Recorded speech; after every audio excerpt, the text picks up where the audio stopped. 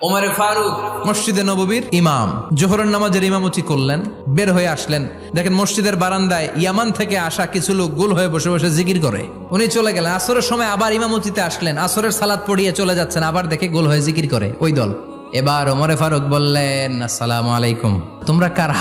কয়, নাহনু আল মুতাওয়াক্কিলুনা আলাল্লাহ, আমরা আল্লাহর উপর তাওয়াক্কুল করছি। তো তাওয়াক্কুল করে যে বসে আছো, তোমাদের ফ্যামিলি নাই? আর তোমরা যে বসে আছো তিনটা বেলা, খাইলা কোত্থেকে? না রোজা দা। ইয়ামানি লোকগুলো বলে, না রোজা রাখি নাই, খাইছি। ওমর বলল, বড় আল্লাহর ওলি খানা করতে আইছে। আমাদের জিকির আর বুজুর্গি দেখে আশেপাশের লোকজন খানা দিয়া গেছে। ওমরে ফারুক বলে, তাইলে তো তোমরা মিথ্যাবাদী, তোমরা আল্লাহর উপর তাওয়াক্কুল করনি, তোমরা হচ্ছে একে অপরের উপর নির্ভরশীল। তোমরা জিকির করার তাকায় থাকো, বাটি আসে কোন দিক দিয়া? আল্লাহর উপর তাওয়াক্কুল এটা নয়। এখনই মসজিদ থেকে বের হয়ে যাও।